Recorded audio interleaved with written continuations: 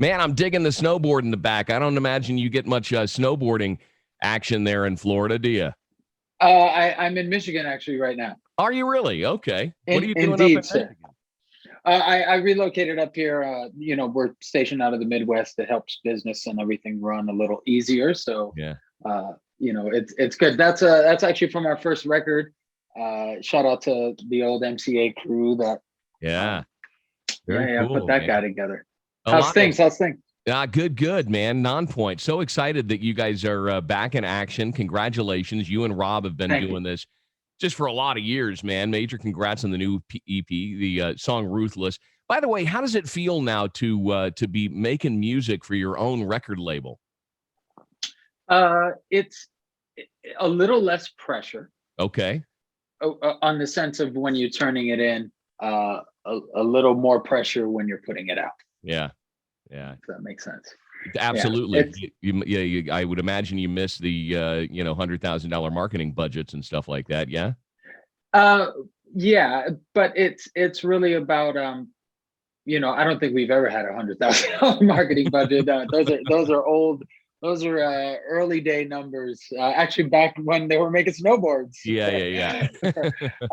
But it's really it's understanding how hard it is to when you're doing it yourself, and with our small yet very mighty team.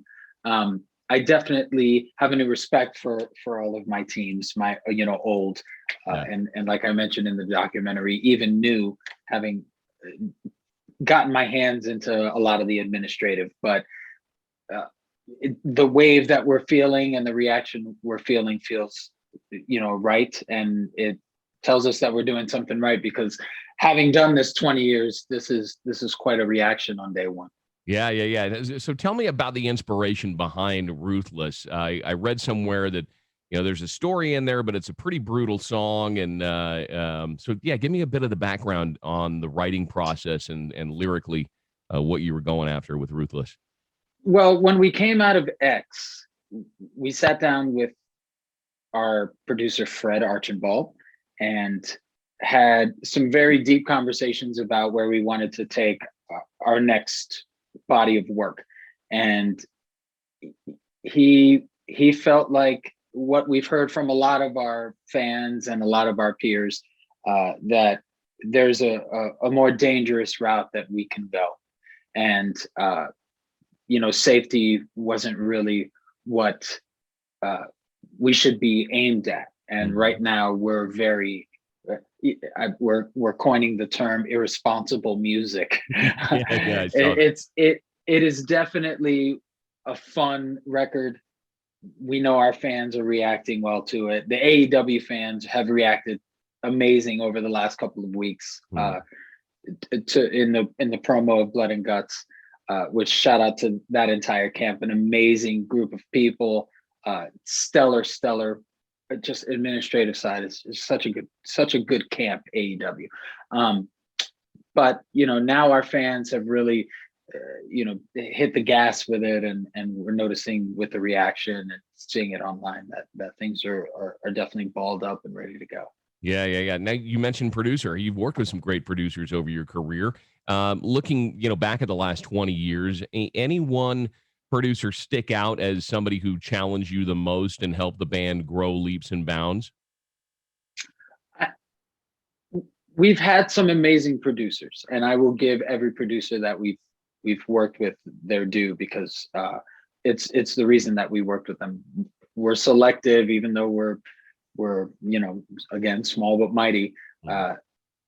Fred is a different animal. Fred has that ability to have the staying power and the commitment to the time that you want to take for particular things, and allowing you the environment to feel open to not being under such scrutiny for an idea or an idea change, or being steadfast and wanting to keep an idea a certain way. He's there for the journey no matter where we want to go. But he's such a good guide, and has helped us kind of focus in our sound and add elements that we were against for many, many, many, many years. Like what? And I mean, you say added like, elements. Yeah. well, not against, but just us playing live is something that's a big part of our brand. If anyone has been to a Nonpoint show, they Oh, yeah. know that you're going to leave there sweating and hoarse from Yeah. screaming and singing the entire night. So when, you know, when we put down a body of work, we want our fans to be able to listen to it and for us to be able to execute live. We never want it to feel empty. And we're finding now that we were missing the point of having a body of work, which is to allow yourself to stretch outside of what you can accomplish on stage, and then give the stage that non-point show that we know we always put on, but allow the records to paint more of what our imaginations really want to do with the song. Cool. Okay. Yeah.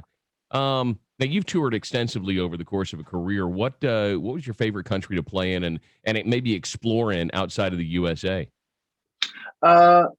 Australia is up there at the top of the list. The people there, the vibe, the environment, the seasons, a lot of it is exciting. Then you put an amazing show and an amazing crowd to that, and it takes it to another level. The people of Australia really love to play a show, and to watch a show. And then right close, like the closest second, so close, it has to be the UK. The UK does not ever let down, man. People of the UK love a rock show, and we love to play. Yeah, so we've been closed down, going on almost 2 years now. Tell me about life in pandemic times. How old is your daughter, and what were you able to do with her and your wife that maybe you wouldn't have been able to do in normal times due to touring and all that other stuff? Any highlights? My daughter's the magic number 9, so that's great. Yeah. She's the universal number, which is outstanding right now. I've been home, so I've been able to educate myself further on the industry, get more of a hands-on to the release, get more hands-on with the release and the promo and the marketing when it comes to actual execution, and really the planning, the strategy, and being able to build our creative so wide. We've done 12 different looks for a photo shoot. We have videos we're going to do for every single song. There's so many things that we creatively haven't been able to do that we're gonna accomplish on this cycle. That's what we're really mostly focused on. Okay. Now, Rob is a big metal fan. However, I read recently your kind of guilty pleasure is R&B and rap. If you weren't in Nonpoint and had a chance to do maybe a side project, would you ever entertain the idea of doing an R&B album? R&B, yeah, definitely. I love to write any song. I love to listen to all music, and I mean that wholeheartedly. There's very few people that I know have the stretch of a record collection that I have, as far as the kinds of records that I have. I have everything from Weather Report, it's jazz band from way back in the day, to Jay-Z's Black Album, to Pink Floyd, to Chris Stapleton, to James Brown, to Earth, Wind and Fire, to Marvin Gaye, to Anderson .Paak, to Wu-Tang, and it just, the list is endless, and I could put any of them on and love it just as much as the last one and not feel pinned to one kind of music. So, but there's something about a rock crowd, that is unpretentious. It's inviting, it's welcoming. It feels on such a level of family that it's just where the universe took me and dropped me. Okay. Very, very cool. Some people give me crap for asking what I think are interesting but seemingly dumb questions. I'm curious to get on a personal level with artists. So here it goes. I'm kind of a travel nut. I've always been interested in a local's perspective, spending so much time down in Fort Lauderdale. If I'm going to go for legit Cuban food, what is the go-to place? Cuban food. Oh man, you got to go. There's a couple places. You can get good Cuban food in a lot of places. I would say there's a place on the corner of Alton. I'm sorry, 7th Ave and Ocean Drive in South Beach. So Okay. you're going to go to South Beach and there's going to be a big, tall parking garage. It's the only one in South Beach. Park there. When you drop out at the bottom, you're going to look to your right, and there's right on the corner, as you're looking towards the beach, there's going to be a Cuban restaurant on the corner. It has amazing coffee. It has aged medianoches, which is like the Cubans that are aged. They make them and stick them on a shelf to get. It is insane. It is a different level of sandwich. Wow. That's a good start. And then all the other stuff is amazing there too. So I'd say go there. And then you enjoy the beach. You mentioned coffee, black or with cream and sugar? A cream and sugar. Yeah, okay. Yeah. Likewise. Come on, I'm not a psycho. What's the hey, what's the secret to a perfect sangria? I've tried to make them here at home and I just can't quite get it right. It's the right amount of bubble, and then you gotta have fruit at the bottom, but it can't be fruit cocktail. You gotta chop up fresh fruit. Okay. You got to go for real red wine. Don't the real sangria wine. Don't go for the cheap big jug bottle that you're gonna glug glug glug glug glug. You want a good couple bottles, and then make a white sangria. Okay. It'll change your life. All right, cool. And okay, so is it a white sangria wine, or is it like yes. a Chardonnay, or what? Okay, You'll find it. It's a white sangria wine. It's my delicious. wife hates them, but having roots in South America myself, my family's from Buenos Aires, Argentina. Oh, all right. I could tell by the accent. Francisco Javier Oliveira. Oh, yes, that's awesome. She hates fried plantains. I like them. How about you? Love them. Okay. I love everything about anything made with a plantain is amazing. Yeah. I'm half Puerto Rican, half Dominican, so mofongo is like one of the things at the top of my list of if I was on death row, there would be a big pile of mofongo right on top with some shrimp and delicious. Very cool. Now I'm sure you've seen the movie Scarface. How well did Al Pacino nail the true origins of that character, do you think? The accent is the worst Spanish accent I've ever heard in my life. You can quote me on that, sir.